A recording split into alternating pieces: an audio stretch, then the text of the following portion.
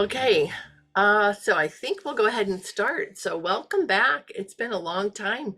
We missed all of December. Well, we didn't miss it, but we intentionally took that time off so we could spend lots and lots of time just preparing for the holidays, enjoying time with family, and then just have been slow to getting back. But it's nice to be back with you guys today. So as usual, we kind of go back and reflect on things we've been talking about and see if there's anything from any of the older discussion times that anyone wants to talk about. That's always open. You can always go back and bring up something that you had a question about or something that you've maybe started doing and you want to share how that's working for you, any of that.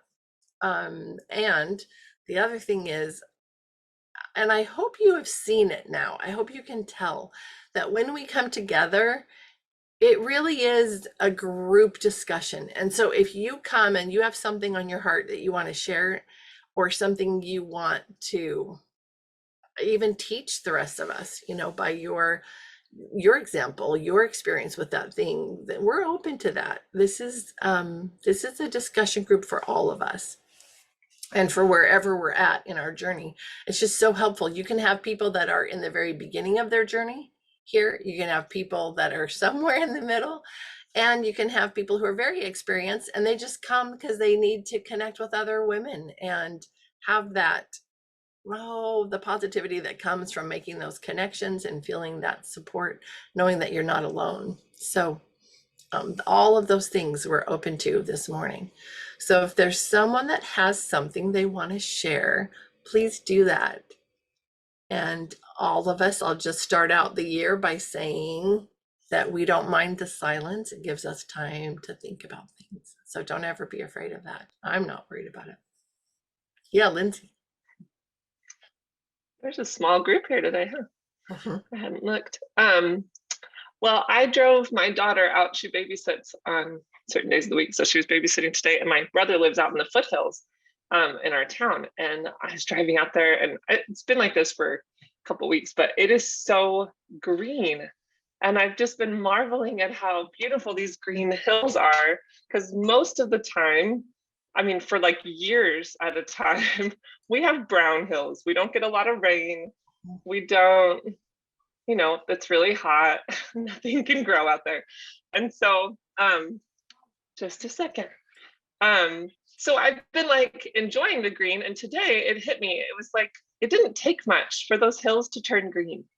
Like they had been brown for years, and it just took a little bit of rain. I mean, we've had a good amount of rain, but it doesn't take much for the hills to turn green. And I thought our hearts are so much like that. They could be hard for a long time, and it doesn't take much for them to green up and to warm up. And then if we don't, water them or let the rain in, then they start to dry up again and it starts to turn brown. I hope you're understanding my back and forth from the hills to our hearts. But I just made me think of that. Like it doesn't take a lot. Like if it just sprinkled a little bit throughout the year, our hills would probably stay green, but it doesn't. We don't get any rain. And so just that little bit of sprinkle here and there on our hearts, and we'll have nice green warm heart. Like, Oh, I love that you started off with that, Lindsay. And I would love to, I don't know if Ida heard everything you said because she came in kind of as you were talking about that. So Ida, Lindsay, Ida, that Lindsay and I live in the same place. And Lindsay was talking about how she's been driving out through these foothills to get to her brother's house a couple times a week, and how green our foothills are right now. And that is a phenomenon that happens for about, we joke and say that it's about 2 weeks a year, but honestly it might be three. But it's really not very long that our hills are beautiful and green, and you would think that you were in somewhere where it's green, pick your place, but it is gorgeous. And we just were out there on Sunday, as my husband and Sarah and I, and we just sat out there Sunday afternoon and just were soaking it all in and enjoying it. Go ahead, Lindsay. I was just gonna say, yeah, we always joke that it's like, oh, we live in Scotland or Ireland now. Like it is just the fog comes in and these green rolling hills, and it's like you're transported to a completely different country. Yeah, it is so beautiful. But as you were talking about that, I thought, oh, Ida and I were just talking yesterday. We had a little private mini Zoom just for fun, just because any of us, we can do that. And Ida was sharing something that is exactly what you're talking about. So I want, Ida, I want you to share what you and I were kind of talking about yesterday. And then I want you to introduce your friends, because I see you have some extra ladies on the couch, not your little people. Okay, so refresh my memory. Yeah, What? no worries. No worries.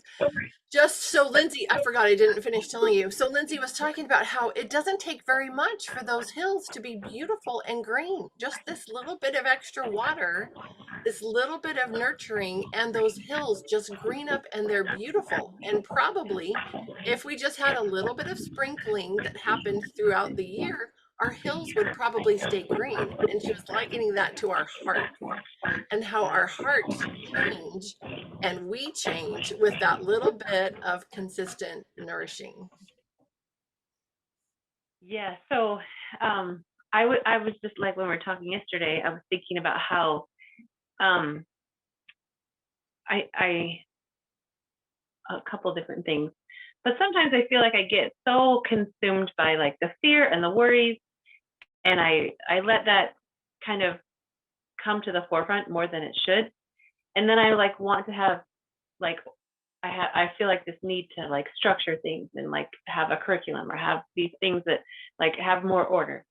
But then when I just focus on doing that, like that little bit to warm my own heart and like I'm just nurturing my heart, like doing things like having more poetry and music and art in my life, and being intentional about that, like I don't feel that fear so much, and I feel like I have something to give. And I felt like we talked about yesterday too, like I felt like before I learned about well-educated heart, and I hear moms say a lot when they feel like as a mom they become like they're lost, they become an empty shell, like I don't even know who I am anymore. I spend so much time doing all these things as a mom that I just don't, I don't have an identity, right? And I felt that, but then as I started doing stuff to warm my heart and like making sure that I was doing those things, I don't feel that way anymore. And I try to like, I'm it's hard to like help other moms see that, but like this is what you need to do. It's not about like going to the spa or like, getting your nails done. Those things are fun, but what's more important is that you're nurturing your heart so that you feel like you have like, I don't know, it gave me like purpose and direction and like just so much more peace about what I'm doing. And as I continue to do that, I feel that like in our homeschooling in our home, I don't feel that worry and stress as much as I do when I'm forgetting that. Like it's sort of like parallels like your relationship with Christ, or if you're religious, like having that, making sure you're nurturing that relationship, and all the other things kind of fall into place. They work out, like it's not like your life is just roses and roses and lilies. I don't know, whatever, the sunshine and rainbows. That's what I'm looking for. But it's okay. Like things, you're able to have peace through those challenges, whatever they might be. So, anyways, just I feel like I have to remind myself of that a lot. Like, oh yeah, over and over and over again. Mm-hmm. So, and my friends, I have with me my friends Amanda and Lindsay. Can you see them both? Yeah. Mm-hmm. And these are two ladies that are in our, I met and they're in homeschooling co-op with me. Crystal, Amanda. Did I say? Yeah, I don't know. Okay, so Crystal here, Amanda here. And they're so amazing. And Amanda learned about Well-Educated Heart a long time ago. How many years now? Whenever Marlene was at the Well-Educated, or was at the LDS Home Educators Conference she's in Virginia Beach, in Williamsburg. That would have been 6 years ago, I think. 7, 6. Yeah. I know some other ladies who were at that same conference, and that's where they first had their introduction too. That's fun. And that's Amanda. You're Amanda? I'm Amanda, yes. Okay, nice to meet you. Love it all. mother of influence. This is Crystal, who was gonna start a chapter until she met Ida. So grateful, Ida. Or maybe not. I don't know. No, you're not off the hook, Crystal, because every mother of influence leader has to have a partner. So Hey, I would happily be. You can be my partner. That'd be great. Partner. We're all partners. Yeah, I love it. Here, that's awesome. Well, welcome. It's nice to have you both here. That's great. That's so good. So, ladies, the comments that Ida made, did that resonate with you? This idea of you can get caught up and be in this overwhelm. But if you just throw in a little bit of, fill in the blank, art, music, a lovely little story, getting outside in nature, that can just flip it and you can feel peace. And you can feel like it's going to be okay. It's going to be okay. I'm not anymore, lost. So I don't know. Do any of you I know that some of you have experienced that. Do you have anything you'd like to share about that? I think that is just one of the coolest things because it really happens. You really can go from overwhelmed to feeling like it's going to be okay. Melanie. Yeah, so I feel like I'm still kind of new to Well Educated Heart, even though I've been around here for over a year. I feel like the information has kind of started in my mind and it's kind of starting to sift into my heart. And so I'm kind of gradually implementing little bits here and there. So I'm kind of doing what she's talking about, just kind of sprinkling it in. And I really struggled with my motherhood, until like a year ago, I guess it started. That just this little sprinkling has just helped develop my confidence, I guess, and helped release a lot of that stress. And I got that book that I guess I probably heard of from Linnell, the Gold Flecks journal, where I just write a little bit every day of something good that I did or something like a special moment with the kids, or it's kind of like my win for the day. And that's really helped me to not feel like I'm failing so much, but noticing that little sprinkling that I'm doing that's good.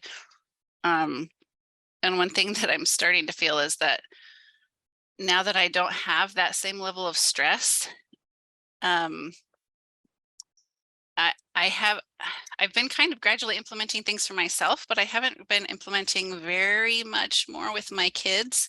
And I think that I've let go of the pressure on myself to do more things with the kids, and yet I haven't changed anything with the kids. So I'm starting to realize, I should probably, do more things. And things have started to pop up where I'm like, oh, that issue with these kids, I bet a story about that would help.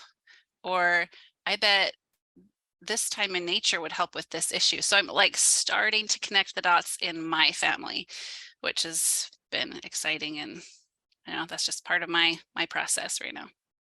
I love that. And I love that you're saying that you feel this peace. And you know me, I have my notes, right? Now that you don't have that same level of stress, you find that you've let go of some of that pressure to do. Don't bring it back. Be careful, be very careful not to bring it back, because that's a really wonderful place to be in.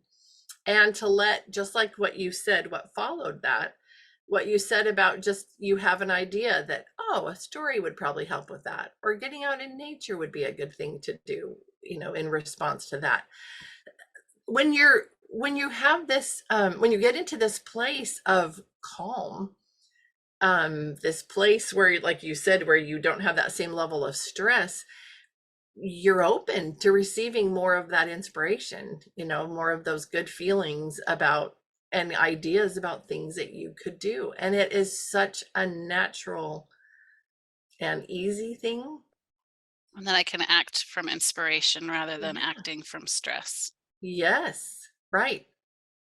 Right. Oh, there's I can't think of it. My mind doesn't work these days. It's just like there are things, and they're in there. I know they're in there because they almost come into focus, but not all the way. But yes, right. You're acting from inspiration rather than from desperation. That's what I was thinking of, because I've heard that before and I thought, oh yeah, I can relate to that. Lindsay, you're gonna say something? Yeah, something keeps coming to my mind this year, and that's just to move forward in faith. Because I think sometimes we're like, I don't know, I'm just not getting like very specific inspiration, or I don't know where to start. I haven't planned enough for ourselves or with our families. Like it's just, I don't know. Sometimes we kind of get caught up in the planning and the how to and all that.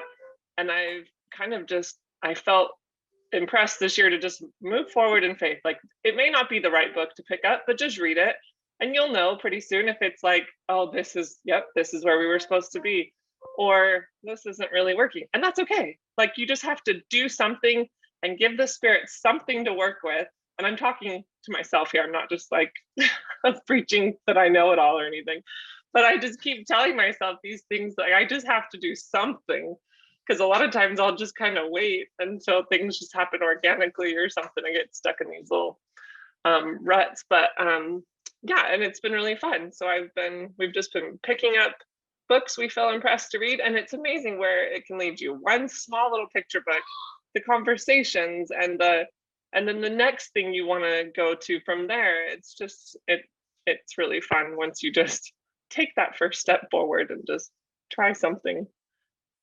Yeah, thanks, Lindsay. I love that, just to move forward in faith. Man, it's amazing what can happen when you allow that. I've been, I preach this whole idea of lean back, right? We get ourselves right in the middle of stuff, and things are happening and it's crazy. And you've got, I don't know, you're too focused on the immediate stuff right in front of you. So I suggest to lean back. And in that leaning back, you've just made room for the spirit or for God, however you see that, to come into your life and to help you along the way.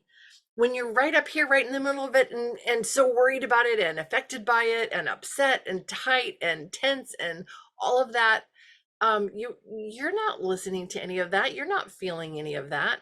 But if you can lean back and allow that space in there, then you can start to have that inspiration, that added inspiration and help, and that is huge. I think that we discount that if we haven't taken advantage of it. But once you start experimenting with that and seeing that, wow, I really do get help, I really do get direction, or my head's clearer and I have a better experience with it, I don't know if any of you have had that same those same kinds of experiences, but it is so peaceful. Yeah, over at Ida's. So this is Amanda. I'm having a thought, Lori. We're kind of talking about it here amongst ourselves, how sometimes stress is from trying to plan and having unmet expectations. And I'm not a planner. That's not one of my strengths. But I have a desire to plan. But I actually find more stress when I lean into this, like when I lean into the desire to bridge the gap instead of leaning into what my strengths are. And so I think it's just worth mentioning that we ought to lean into our strengths, whether that's planning or being spontaneous. Either one is great. They both work well. I think it's just a matter of using what your strength is and making it work well, because there's more peace in working with what our strength is. Sure, right. Honoring who you are and letting that be the thing that directs you. I love that. Thanks for sharing that, Amanda. Ida's being camera monitor. You're doing a good job, Ida. I'm so proud of you. I love it. Oh, if we would just show ourselves some grace every day, wow, our lives would be so different. We would be happier. We would be more at peace. We would be able to see our successes more. And Melanie, I love that you're using that journal that Linnell has shared with us. All the times that I hear her speak about it, I wish I would have remembered that. I need to remember to go and look for that. But that Gold Flex journal, This idea of getting to the end of your day or whatever, sometime in your day, looking at the good that you've done, finding those little things that actually turned out to be okay. You know, maybe not just amazingly, fantastically great, but hey, that was okay. You know, if we can start patting ourselves on the back for those little successes, oh my goodness, we feel so much better. I have been messaging with my two sisters every morning, and just we've been checking in, being accountable to each other about a couple of things that we want to do for ourselves. And one of them, I'm just mentioning one of them, and it's just drinking lemon water in the morning. Just that. Well, first one is getting out of bed. Second one is drinking lemon water. But we have been encouraging each other as we're doing these different things that we want to work on. And we've been promoting ourselves in just saying, hey, I did this. I got up, I made my bed, I drank my lemon water. Yay me, you know. And that just feels good. Just acknowledging your wins feels really good. And you might have one for the day. You know what? You had one, and that was great. Good job. You need to celebrate those wins because that's going to help you as you move forward. It's going to help you move forward. It's going to help you not feel stuck in this slump. The thing that happens is we get into a little negative. Something kind of trips us up or something, or holds us back or holds us down, whatever language you want to use. And then I think, you know, Satan goes, ooh, I can get in there. You know, I don't know if any of you have read the Screw Tape Letters, but oh my goodness, that book is so good for helping us just to be aware of the fact that it's tiny little things that he uses to trip us up. And then he builds on that. And so we just kind of get stuck in a little place, and he jumps in there and adds all kinds of negative thoughts to just help it all, you know, come into this nice, muddy, ugly package. And then we get stuck there. So if we can kind of jumpstart our getting out of there by patting ourselves on the back, you know, go for it, do it. And then try to connect with another woman. Try to find a friend that you can make this kind of just daily, quick little connection, just to hold each other accountable for noticing the good that you're doing. That is so important, and it really does help to propel you forward. Yeah, Lindsay. I just think there's so much power in noticing those things, noticing, like, yeah, like you said, the things that we like the goals that we're meeting, and then noticing the things that we're learning. I think that's I tend to think, well, I'm not really like learning anything, like I read stuff, but I don't know, because I'm not noticing it, I'm not talking about it or writing it down, and I know that's what I need to do. But as soon as I do, I think about it more and it stays with me. It's just interesting. Like yesterday, I shared on Mighty Networks about Betsy Ross, and we read a very simple picture book about Betsy Ross. Like I didn't read a biography. I didn't read anything big. It was a little picture book, and it stuck with me all day. And then posting it made me think about it more. Like, you know what? She really is amazing. And I've just been thinking about her so much and how she just kept going. Like so many awful things happened to her, and she just kept going. Like the war came in, the Revolutionary War, and she's right in the middle of it there in Philadelphia. And instead of leaving to go out to like the countryside or whatever, like everybody else did, she just stayed there in case anyone needed anything. And she had so much heartbreak in her life. And it's like stuck with my heart. I just think, oh, I love Betsy Ross because I shared it on Mighty Networks. That small thing made such a difference. It's there somewhere that I know her. Right. It's weird. No, but sharing about a thing, really, when you take something that you learned, a picture book story, for heaven's sakes, that's what it was. But you took that thing that you learned and your feelings about it, and you shared it with somebody else. You know, it's that whole idea of if you teach a thing to someone, which sharing about it is bringing that to them, right? To people who didn't know those things. You've just taught those things to those friends. But as you do that, then you assimilate that information. It becomes part of you. And now it's part of who you are. Oh, I know about my friend Betsy Ross, and I've learned something about her, and I'm going to share what I've learned with you. Oh, now I know it even more, and it's more a part of my heart. And I love that. Lindsay, somebody's asking you, Mercedes is asking you, what is the picture book? What was the picture book that you read?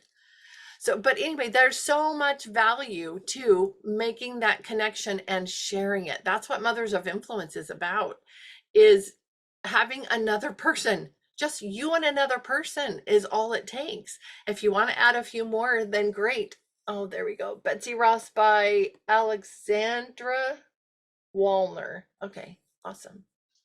But all it takes is at least one other person, and you share with that other person. And I love that. I love what comes from that. And you're right, Lindsay, sharing it, whatever the medium you use to share it, whether it's walking next door and hanging over the fence and talking to your neighbor, which actually is a real thing. It happens. I do that with my neighbor. But just that, it just becomes something more. It gets bigger because you've shared it, and it becomes more important because you've acknowledged it, and then it becomes a bigger part of you, and then you realize, oh, I learned something today. That was really cool. That made me happy. I mean, on some level you're aware of that. The more you do that, the more you realize, oh, learning is important. My learning, me as mother, learning and nurturing my own heart is important, because I have circles of influence.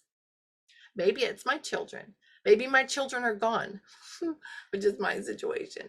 But you still have the opportunity to influence them. You have your husband, you have your friends and your neighbors, you have your sisters or your parents or whatever, but you have people within your circle of influence. And the more you nurture your own heart and make it warmer and nicer and kinder, the more power is there, and the more light is there to be able to overflow and affect those within your circles of influence. That is such a good thing. And it's a small thing. And what do we know about small things, Lindsay?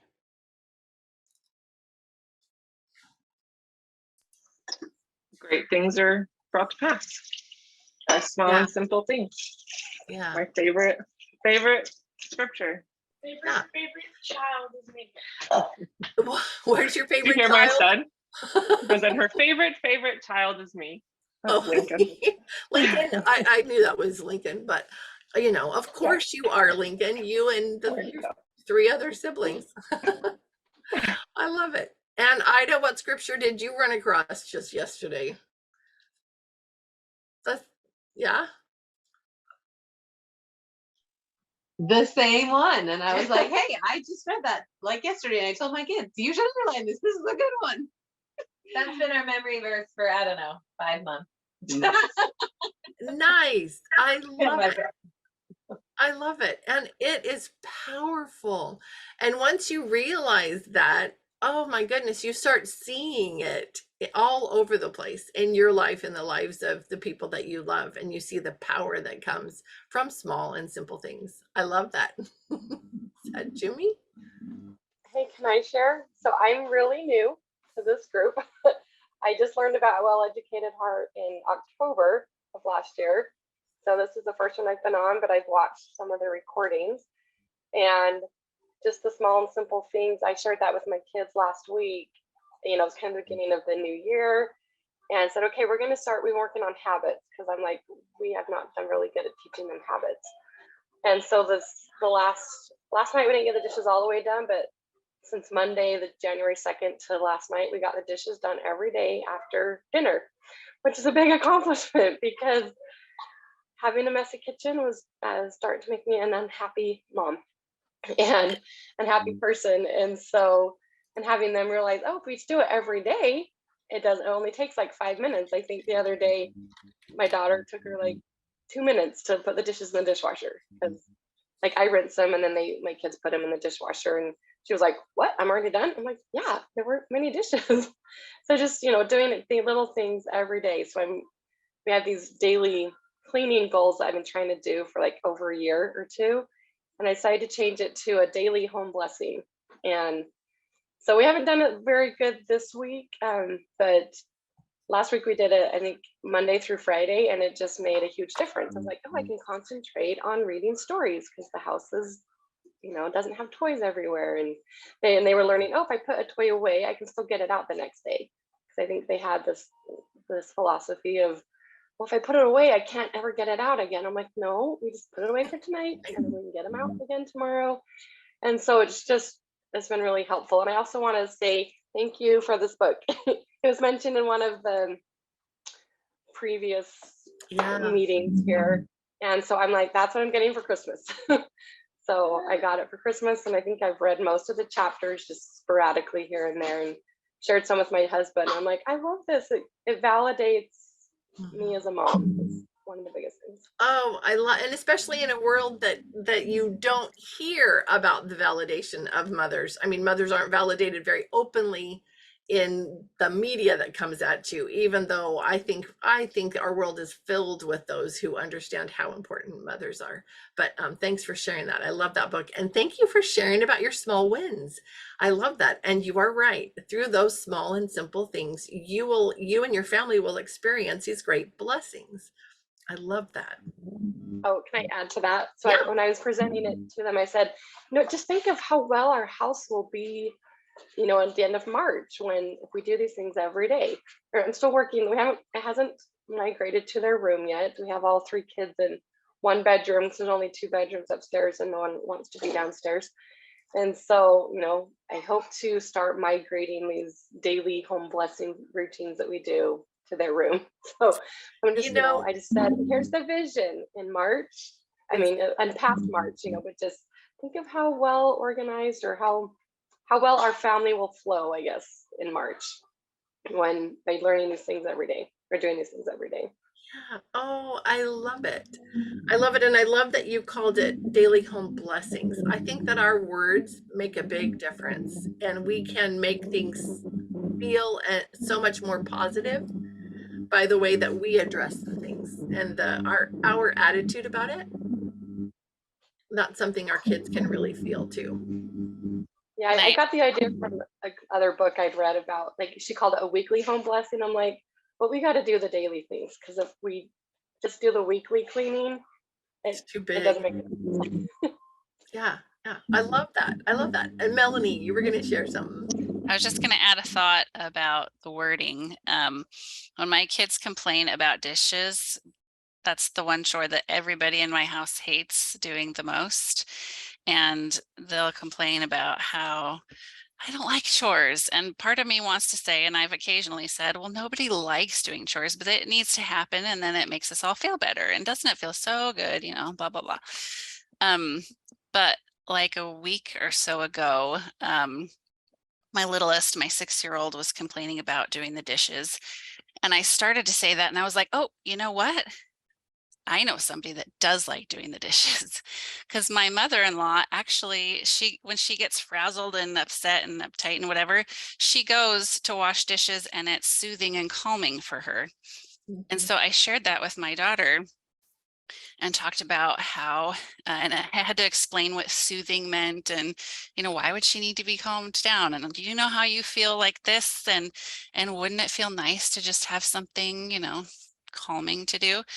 And so she got excited to go wash some pots, and now she loves washing pots, like in her mind, and now it's my son's week to clean, and there's some pots that need to get washed, and she volunteered to go wash them for him. She said, oh, go leave them for me and I'll do them for you.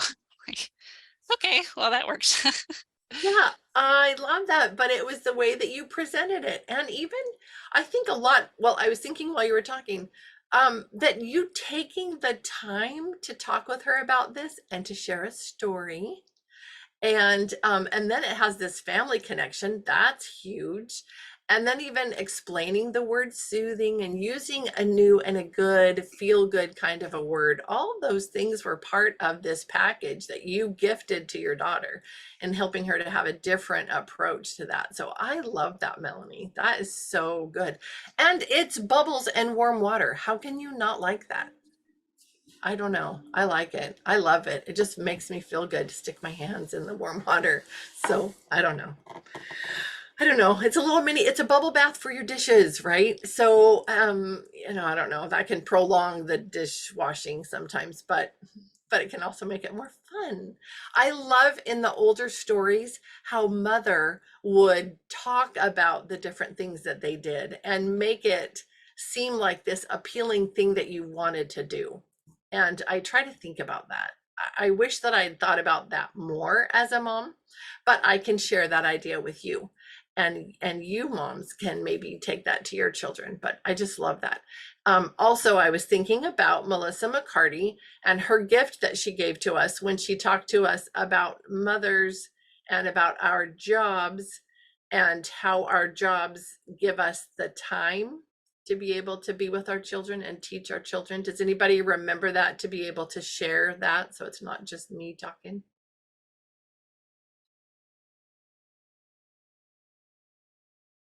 I can share. Good. Thanks, Melanie. The part that I remember is that, well, the thing that tends to bother me as a mom, and I think a lot of moms, is that a lot of the tasks that we do are kind of menial, mindless. You don't really require a lot of your brain to do. They're very repetitive, like laundry. It just, it's never done really. But the part that I remember that she shared that stuck with me is that those kinds of actions of motherhood are that way intentionally, on purpose. It's kind of by divine design, so that we are interruptible to focus on our kids and give them that time.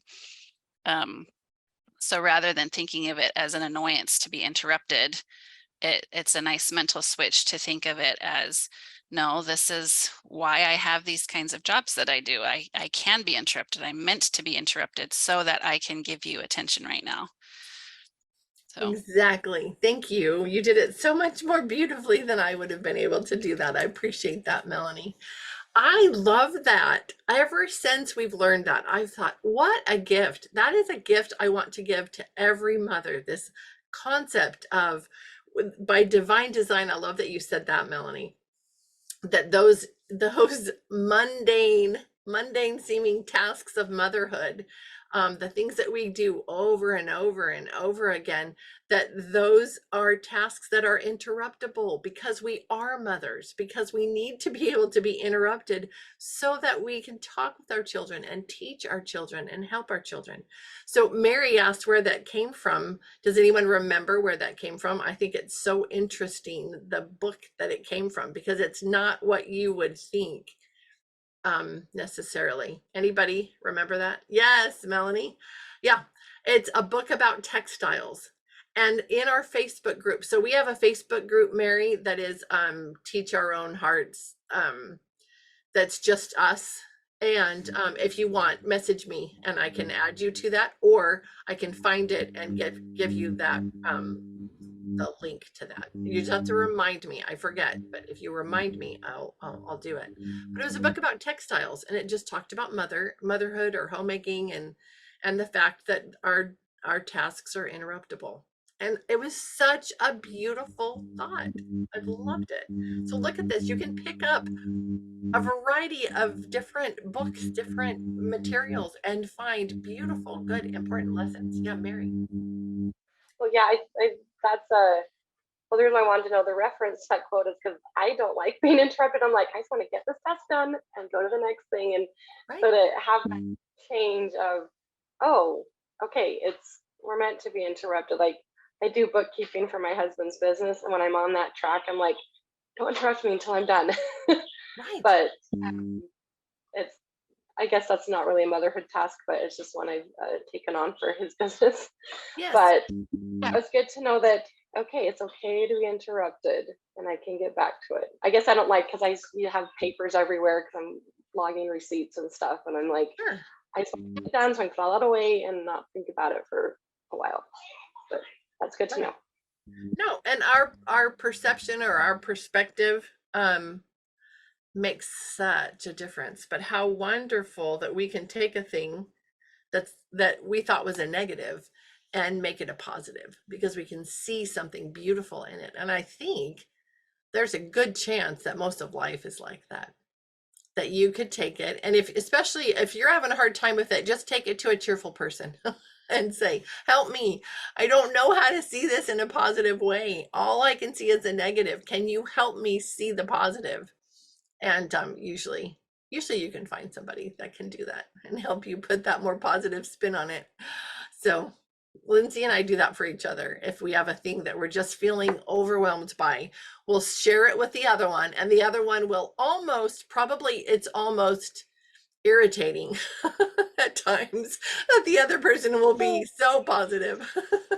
That was the word I was thinking of. I'm like, I think I really irritate people because I can always find something good in a situation. Like, not that I always, feel like like sunshine and rainbows, like I just said, but I can always, when somebody complains about something, I can always find a positive spin, and I'm pretty sure it irritates a lot of people.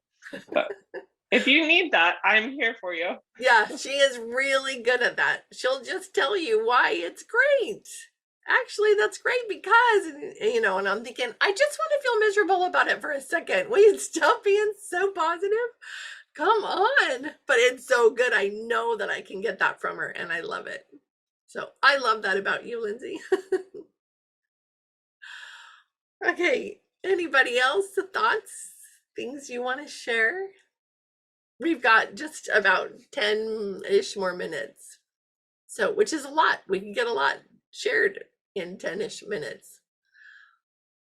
I'm just going to show you this because it's what I'm reading right now. So, because we share what we're reading, right?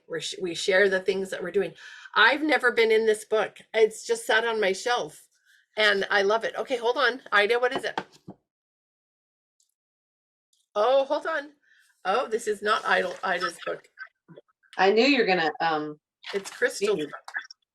no, it's no, it's Oh, it's Ida's, but Crystal had it. I was sharing it with them. It's The Lost Prince and Little Lord Fauntleroy. Fauntleroy. Yeah. Thank you. I always say that wrong. And I just picked it up and I've been reading it to my kids. And I just love this book so much. It's so sweet, like such a sweet story. And the other day I read something he learns from his father this information about these 2 laws from this Buddhist monk, this old Buddhist monk or whatever. And I just love them so much. So I was just sharing them with these ladies and I'll share them with you guys. Hold on. That's the first one. And where's the other? Here it is. Okay. Hopefully this will make sense. So this is the law that he shares. Out of the blackness of disorder. Oh, wait. And this is the little prince. This is from the Little Prince, the Lost Prince. There are myriad worlds. Oh. There is but one thought out of which they grew. Its law is order which cannot swerve. Its creatures are free to choose. Only they can create disorder, which in itself is pain and woe and hate and fear. These they alone can bring forth. The great one is a golden light. It is not remote, but near. Hold thyself within its glow, and thou wilt behold all things clearly. First, with all thy breathing being, know one thing, that thine own thought, when so thou standest, is one with that which thought the worlds. It's kind of hard to follow, but, and then it goes on to say, You have to read again. yeah, you kind of have to understand, out of the blackness of disorder and its outpouring of human misery, there will arise the order which is peace. When man learns that he is one with the thought, which itself creates all beauty, all power, all splendor, and all repose, he will not fear that his brother can rob him of his heart's desire. He will stand in the light and draw to himself his own. So it's kind of like, it's like I think it actually comes from like the Buddhist faith or whatever religion, but that was interesting. And then another one, it's like the law of creation. And if you guys are familiar with Brooke Snow, I know you are, and she talks about the law of creation, and it talks about it in this book, and it was so interesting to hear it from this other like completely random kind of place, but just the idea that where is it? Let pass through thy mind, my son, only the image thou wouldst desire to see become a truth. Meditate only upon the wish of thy heart, seeing first that it is such as can wrong no man and is ignoble. Then will it take earthly form and draw near to thee. This is the law of that which creates. And I was like, that's so good. Anyways, we've been talking about a lot lately about the idea of like, you have to like dream, you have to have dreams, and you have to like meditate on these things and like visualize them. And I think that's so important also in like in our homes, right? I want to have a home that is a home that feels peaceful, and that like is a place where people can feel welcome and comfortable, you know? And so trying to like visualize what that would feel like and how that would be, and like try to create that, you know, like in your mind first, and then it like can come to fruition. There's like power in that, right? Yeah, can I add to that? Of course. Yeah. I taught childbirth education for 6 years, and the course I taught was Hypno Babies, which is using self-hypnosis. And I would teach the women to not spend a wasteful minute on thinking about, watching, talking about any kind of birthing experience that did not line up 100% with what they were trying to create, because they were putting energy into creating something they didn't actually desire. So, you know, week after week in the course, it's 100% conversations about birth that lined up with what you're trying to create. So I'm still working on developing that in all areas of my life, but I definitely mastered that in the areas of birthing, as far as don't watch shows that don't model the kind of birth you're trying to create. Don't have conversations rehashing all the horrible things that could go wrong or will go wrong, or swap horror stories, because that's food for your mind. That's food for your imagination. And then it becomes food for creating a future event. And so with our families, you know, what you were reading, Ida, is like, a thought is the beginning of all things. It was more poetic and beautiful, but all thoughts create things. So why not let them be 100% in line with the kind of home and family and soul you're trying to create? It can feel therapeutic to vent and lament and grieve. Grieving is an important part of healing. But is it coming from a place of love or fear? And, you know, all of those thoughts and feelings and imaginations create real things, real homes, real relationships. Yeah, and grieving's different than complaining, you know. Yeah. And so I love that. I love that so much. And I think there's so much to that, because this our society has kind of squashed. Hold on, I gotta mute your thing because I can hear myself there. Okay, society has kind of squashed this idea of having ideals, because that's just too much. It's overwhelming, it's discouraging, whatever. And no, it's such a beautiful thing to put out there what you want, what you hope for, and have those positive thoughts that kind of help you to be focusing on that. I love that idea. I love that you shared that. Thank you. Okay, as we are getting close to our wrapping up time, I see Linnell's face, and it is so good to see you. And to see the familiar shirt. I love that too. I love that shirt. That just makes me happy. It's just so cute. Her shirt says home, and it's got a picture of one of the islands of Hawaii. It's beautiful. I love it. I love it. Okay, so if anybody else has other thoughts they want to share before we go to a wrap up, this is the time to do it. Just making sure you have a moment to think about if you will have something you want to share. Also, Amy, I didn't welcome you when you came in. Welcome. It's good to have you in here. A little Amy down there has had this momentous task of moving the music room at BYU, which is a private university in Utah, moving everything out of that music room to a new facility, because anyway, and that has been a huge job. And of course, on some of the moving days, it was raining, pouring down rain as they're trying to move all these instruments into this huge job. So I'm anxious to hear a report on how that all went and how she's doing. She obviously survived. I'm glad to see that. Okay, you've had a minute to think. Oh, there she is. Hi. No, I was actually getting food so I could go move more stuff. Yeah, it's not going well. I'm just gonna leave it at that. Oh, But I don't know. It's one of those things. I now never ever need to build a house ever.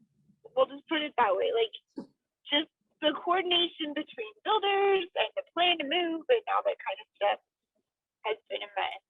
But just today I'm celebrating my daughter's birthday and we're having a party and it's gonna be fun. So I have a really good reason to leave work early and just go hang out with kids. Because I can't fix it at BYU. Oh, You are such a good sport and you always have such a good attitude, and I admire that about you. well, thank you. Yeah, and I also got my tickets to Alaska, so I'm gonna go spend 2 weeks with my husband, and I'm excited about that. Oh, I'm so glad. I'm so glad. Her husband is serving up in Alaska right now, and it's just crazy. He's been gone since June. June, yes, June. Yeah, he had 3 whole days home at Christmas. So- Four Oh, days. 4. I'm sorry, 4. Sorry, don't want to cheat you of a day. All right, ladies. So send positive energy Amy's way. There Thanks. we go. There we go. You've got some hearts coming your way. Cool. I love it. Oh, well, friends, let's go to Linnell. Linnell, I love you. I'm grateful for you. I love that you have this gift of being able to take all the things that we talk about and bring it home and help us have just some positive thoughts as we leave.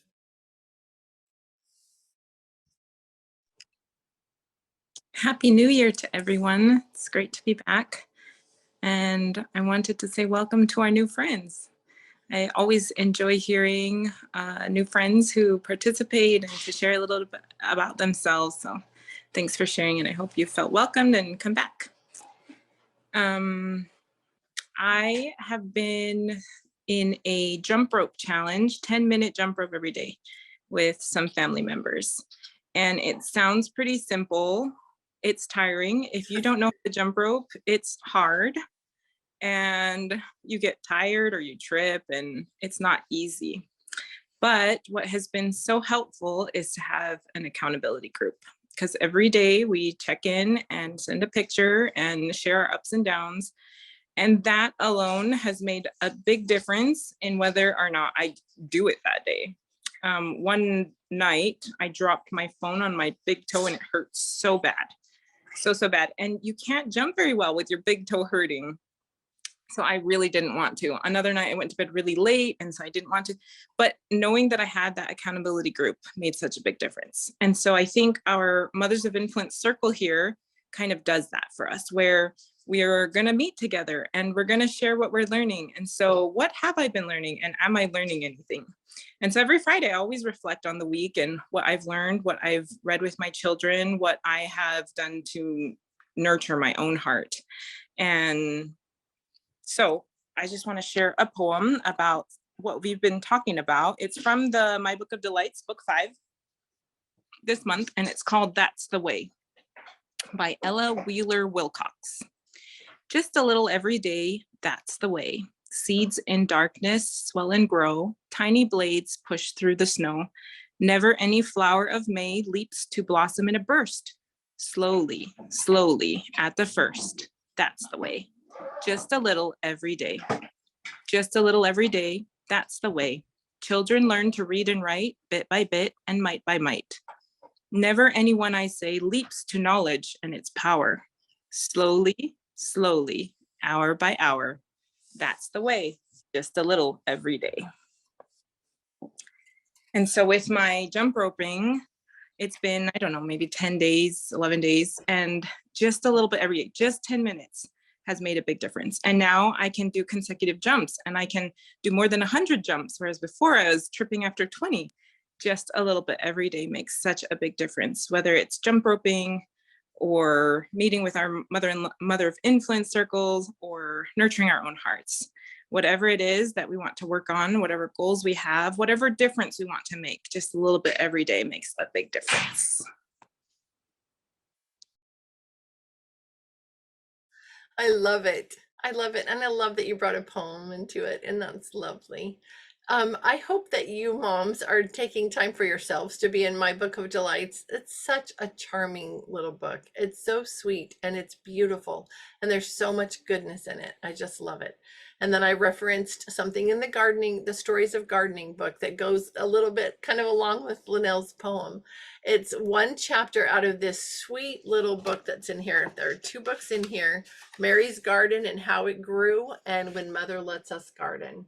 If you garden at all, the second one, When Mother Lets Us Garden, tells you about different plants and the ideal way to plant them, and tells you, has little cute little poems or sayings about different plants. Anyway, it's just really wonderful. I never knew it was there. And then Mary's Garden and How It Grows is a sweet little story about a little girl who's being an apprentice to her neighbor across the street who is a master gardener.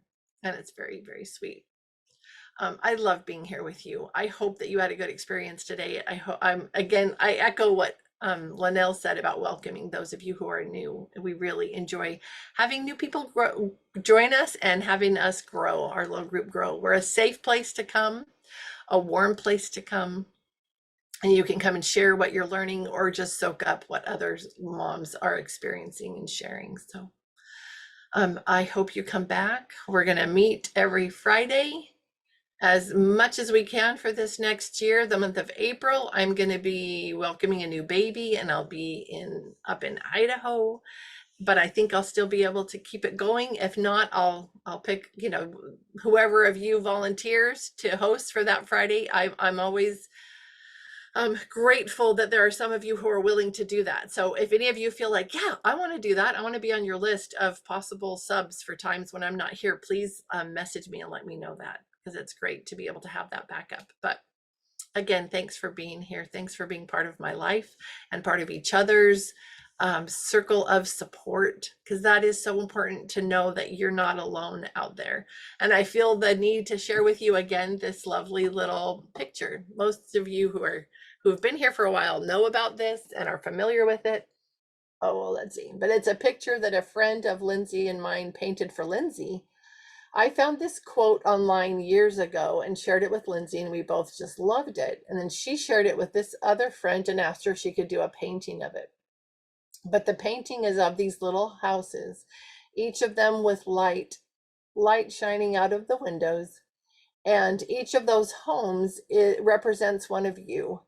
And we never have to feel alone. We can look out of our windows and see that there are other homes out there with lights shining out of the windows, and know that we're not alone. And I just love that thought.